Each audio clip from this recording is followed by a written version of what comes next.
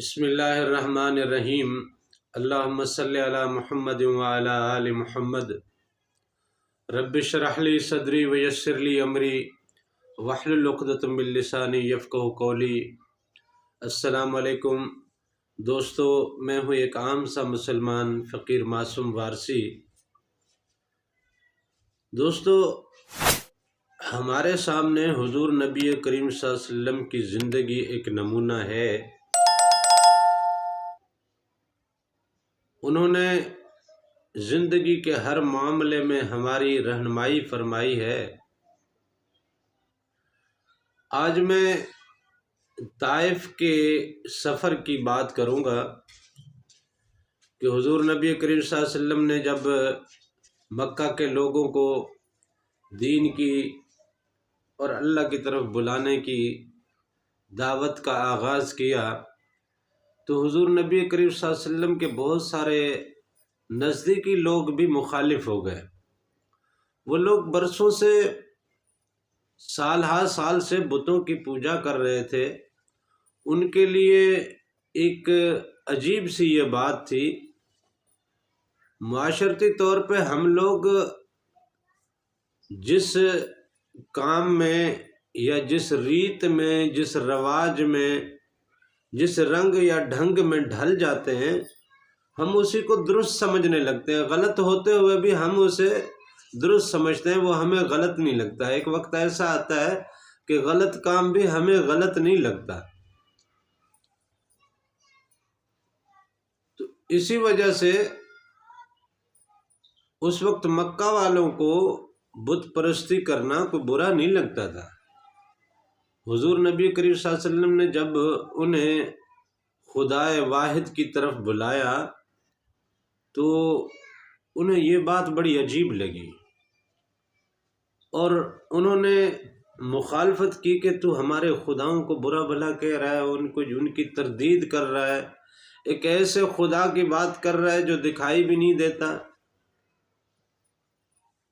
باہر کے حضور نبی کریم صلی اللہ علیہ وسلم کی دعوت کی تردید ہوئی۔ بہت کم لوگ تھے جنہوں نے حضور نبی کریم صلی اللہ علیہ وسلم کی دعوت پہ لبیک کہا اور حضور نبی کریم صلی اللہ علیہ وسلم پہ ایمان لائے۔ تو ایسی صورت میں حضور نبی کریم صلی اللہ علیہ وسلم پس گردائی میں بھی جاتے تھے دعوت کے لیے، تاکہ اللہ کی طرف لوگوں کو بلایا جا سکے، لوگوں کو اللہ کے ساتھ جوڑا جا سکے۔ تو اسی غرض سے حضور نبی کریم صلی اللہ علیہ وسلم نے طائف کا سفر بھی کیا۔ انہوں نے سوچا کہ وہاں جو لوگ رہتے ہیں وہ لوگ شاید اللہ کی طرف آ جائیں۔ وہ گئے وہاں پہ، پہلے تو وہاں کے سرداروں کو انہوں نے دعوت دی۔ ان کے پاس گئے، ان سے ملے اور بتایا میں مکہ سے آیا ہوں، میں محمد بن عبداللہ ہوں، اور اپنے خاندان کا تعارف بھی کروایا اور پھر بتایا کہ میرا آنے کا مقصد یہ ہے کہ اللہ تعالیٰ نے مجھے نبی بنا کے بھیجا ہے، رسول بنا کے بھیجا ہے، میں اللہ کی طرف بلانے آیا ہوں۔ جو تم لوگ کرتے ہو یہ درست نہیں ہے، تم میری دعوت پہ آ جاؤ، تم اللہ کی طرف پلٹ آؤ۔ تو ان سرداروں نے بھی حضور نبی کریم صلی اللہ علیہ وسلم سے کنارہ کیا، انہیں اپنی محفل سے اٹھا دیا اور واپس کر دیا۔ تو حضور نبی کریم صلی اللہ علیہ وسلم پھر طائف کے بازاروں میں اور عام لوگوں سے ملنے لگے، انہیں دعوت دینے لگے۔ تو ان لوگوں نے بھی حضور نبی کریم صلی اللہ علیہ وسلم کی دعوت کو قبول نہیں کیا، بلکہ بازار کے عام اوباش لڑکوں کو حضور نبی کریم صلی اللہ علیہ وسلم کے پیچھے لگا دیا کہ یہ دیوانہ ہے، پاگل ہے، عجیب بات کرتا ہے۔ آج ہم بات کرتے ہیں، نور کی بات کرتے ہیں، قلب کے روشن ہونے کی بات کرتے ہیں، قلب کے بیدار ہونے کی بات کرتے ہیں، عالم ملکوت اور عالم جبروت تک کے سفر کی بات کرتے ہیں، اللہ کے دیدار کی بات کرتے ہیں۔ بہت سارے لوگ ہماری بات کو بھی ایک ایسی ہی بات سمجھتے ہیں کہ یہ دیوانوں والی بات ہے، جبکہ یہ بات تو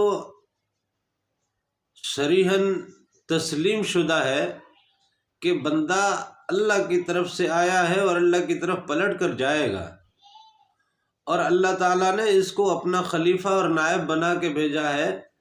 تو جسے تم اپنا نائب بناتے ہو تو اس میں اپنی والی کوالٹیاں اور اپنی والی خصلتیں اور اپنا مزاج اور اپنی ہدایات اس کے اندر رکھ کر اور اسے سمجھا کر پھر اسے اپنا نائب، خلیفہ اور منشی یا مینیجر بناتے ہو۔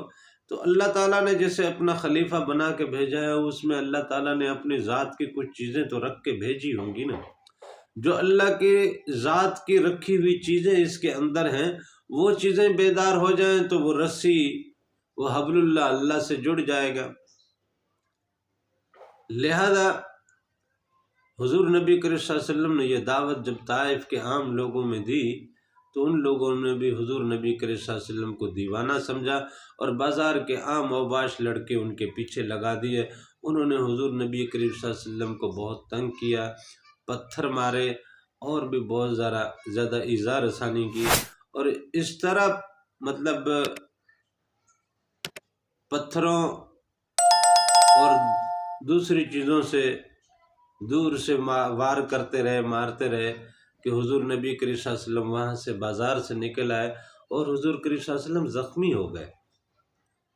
جب حضور نبی کریم صلی اللہ علیہ وسلم زخمی ہوئے تو جب وہاں سے پلٹے اور زخمی حالت میں تھے کہ یہاں تک کہ حضور نبی کریم صلی اللہ علیہ وسلم کا خون مبارک ان کے نالین مبارک تک بھر گئے تھے۔ حضور نبی کریم صلی اللہ علیہ وسلم کے زخموں سے جو خون برس رہا تھا، جو خون رس رہا تھا، جو بہہ رہا تھا، وہ حضور نبی کریم صلی اللہ علیہ وسلم کے نالین مبارک تک پہنچا اور نالین مبارک بھی خون سے بھر چکے تھے۔ تو ایسے میں حضور نبی کریم صلی اللہ علیہ وسلم نے اللہ کے حضور دعا فرمائی۔ وہ دعا تو کچھ لمبی ہے لیکن میں مختصراً تھوڑی عرض کر دیتا ہوں۔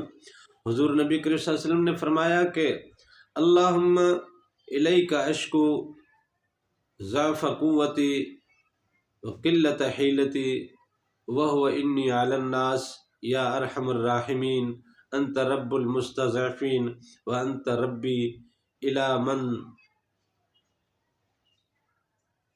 یہ دعا حضور نبی کریم صلی اللہ علیہ وسلم نے، دعا بہت لمبی ہے۔ الغرض حضور نبی کریم صلی اللہ علیہ وسلم نے اللہ تعالیٰ سے کہا کہ مالک پاک میں تو کمزور ہوں، میری اتنی قوت نہیں ہے، میں وہ چیز نہیں رکھتا، تو ہمارا رب ہے، تو ہمارا مالک ہے، تو ہی کمزوروں کا والی ہے، وارث ہے، مالک پاک تو میری مدد فرما۔ اور میں اس بات سے ڈرتا ہوں کہ کہیں میں تیری دعوت میں کوئی کوتاہی نہ کر بیٹھوں، کہیں میں تیری دعوت میں کوئی سستی نہ کر بیٹھوں، لہذا مالک پاک تو مجھے اپنے حضور میں میری محنت کو، میرے کام کو قبول فرما۔ میں اپنے آپ کو تیری پناہ میں دیتا ہوں، اور یہ جو لوگ میرے ساتھ سلوک کرتے ہیں میں اس سے اپنے آپ کو بری کرتا ہوں۔ اور جس درد اور کرب سے حضور نبی کریم صلی اللہ علیہ وسلم نے یہ دعا فرمائی، دعا بہت لمبی ہے، میں نے مختصراً کچھ دو چار لفظ جو ہے وہ عربی عبارت کے آپ کے سامنے رکھے اور مختصراً اردو کا ذرا سا ترجمہ بھی حوالہ آپ کے سامنے رکھا۔ حضور نبی کریم صلی اللہ علیہ وسلم نے یہ دعا فرمائی تو اللہ تعالیٰ کی رحمت جلال میں آئی، اور حضور نبی کریم صلی اللہ علیہ وسلم کی طرف جبریل امین کو بھیجا، اور جبریل امین نے آ کے حضور نبی کریم صلی اللہ علیہ وسلم سے عرض کی کہ اے اللہ کے حبیب، اللہ تعالیٰ نے آپ سے پوچھا ہے کہ اگر آپ چاہیں تو یہ جو پہاڑوں کے فرشتے ہیں ان کو حکم کر دیں، یہ ان دونوں پہاڑوں کو آپس میں ملا کے طائف کی وادی کو یہیں پہ ملیا میٹ کر دیں۔ لیکن حضور نبی کریم صلی اللہ علیہ وسلم نے ایسے موقع پہ فرمایا کہ مجھے تو اس مالک نے رحمت بنا کے بھیجا ہے، میں ان کے لیے زحمت کیسے بن سکتا ہوں۔ इनको मेरी बात समझ नहीं आई। मैं उम्मीद करता हूँ कि इनकी औलाद में से किसी को मेरी बात समझ में आ जाए और वो अल्लाह की तरफ पलट आए।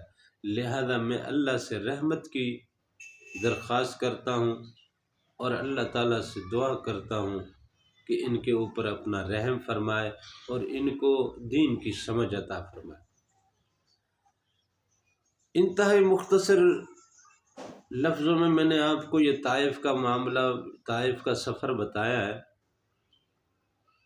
लेकिन बात यह है कि हुजूर नबी करीम सल्लल्लाहु अलैहि वसल्लम ने ऐसे सख्त हालात में भी अपने आप को अल्लाह के हवाले रखा और मखलूक खुदा का दर्द जो है वो अपने अंदर रखा और अपनी तालीमात से, अपनी दावत से सुस्ती बरतने पे भी अल्लाह की पनाह मांगी। जब आकाए दो जहां की ये हालत है तो हम उसके उम्मती हैं, हम अपने आप को उसके उम्मती कहलवाते हैं और अपने आप को उसका आशिक भी बतलाते हैं। तो सोचने वाली बात यह है कि अपने रब नबी का अक्स तो हमारे अंदर है नहीं। हम तो ज़रा ज़रा सी बात पे लड़ जाते हैं, झगड़ जाते हैं, फिर बाद में हम अपनी तरफ से बहुत ज़्यादा ज़्यादतियाँ भी कर जाते हैं। वो जो नबी रहमत है उसका उम्मती ज़रा सा अपने अंदर कोई रहम रखता है, कोई दरगुजर रखता है, कोई माफ़ी रखता है। अब जब ये पोजीशन हमारी होगी, हम उस मेहरबान रब के बंदे और मेहरबान नबी के उम्मती हैं और मेहरबानी हमारी ज़ात में नहीं है, तो सोचने वाली बात यह है कि हम कहाँ पे खड़े हैं। अफसोस होता है, बड़ा दुख होता है कि हम अपने आप को आशिक नबी तो कहते हैं लेकिन नबी का कोई अक्स अपनी ज़ात में रखते नहीं। लिहाजा अल्लाह ताला से दुआ है कि वो मुझे और आपको हुजूर नबी करीम सल्लल्लाहु अलैहि वसल्लम का इश्क नसीब करे, अपने और अपने हबीब के इश्क की दौलत नसीब करे। देखें, इश्क की दौलत की हम हर दफ़ा दुआ करते हैं। इश्क की दौलत नसीब होने का मकसद ये है कि हुजूर नबी करीम सल्लल्लाहु अलैहि वसल्लम वाले खसाइल औसाफ मोहम्मदी हमारी ज़ात में आने लगे, हम अपने आप को अपने रब की तरफ पलटा दें, हम अपनी ज़ात के हर चीज़ से इनकारी हो जाएं, हम दुनिया की हर चीज़ से इनकारी हो जाएं, हम सिर्फ़ और सिर्फ अपने आप को अपने रब के हवाले रखें और अपने रब से जुड़े रहने की हर हाल में, हर मौके पे, हर लम्हे में यही हमारी कोशिश रहे कि हम अपने रब से जुड़े रहें, अपने रब से कोई दूरी ना हो पाए। अल्लाह ताला से दुआ है कि वो हमें अपना कुर्ब नसीब करे और अपने हबीब का कुर्ब नसीब करे। आमीन। जज़ाकल्लाह।